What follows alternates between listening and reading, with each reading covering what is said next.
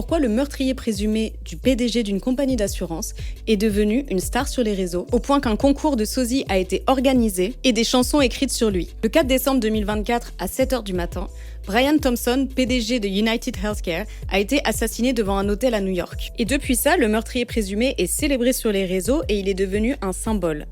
Mais pourquoi ? Parce qu'en fait, aux États-Unis, beaucoup de gens disent qu'ils connaissent quelqu'un qui est mort à cause du système de santé à but lucratif. Et du coup, ce suspect apparaît comme un vengeur masqué. Vous savez que les Américains et la Sécu, c'est un peu compliqué. Aux States, il y a quand même des gens qui doivent choisir entre leur maison ou leur chimio. Du coup, ils ont des assurances privées qu'ils peuvent payer facile 500 $ par mois. Sauf que ces assurances, elles sont là avant tout pour l'argent. Et disons qu'elles ont des techniques assez machiavéliques pour ne pas rembourser les soins.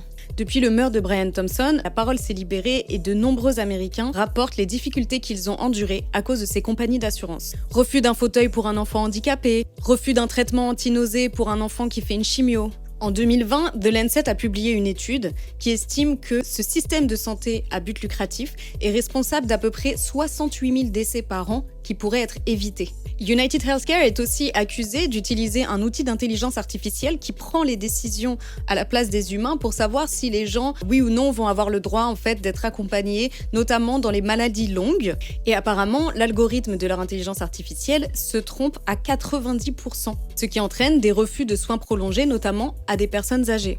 Mais ce meurtre, il fascine beaucoup aussi par rapport à son procédé. Parce qu'en fait, on a retrouvé des mots gravés sur les munitions. Deny, delay, depose. Des mots qui font écho à la stratégie des 3D. Delay, deny, defend. Retarder, refuser et défendre. Attribués aux assureurs pour éviter le paiement des réclamations. Ensuite, il est parti à vélo dans Central Park et on a retrouvé un sac à dos avec des billets de Monopoly. Suite à ce meurtre, les entreprises du secteur ont retiré les noms et photos de leurs dirigeants sur leur site. Et l'entreprise Anthem, qui avait annoncé ne plus rembourser les anesthésies si une opération durait trop longtemps, est revenue sur sa décision.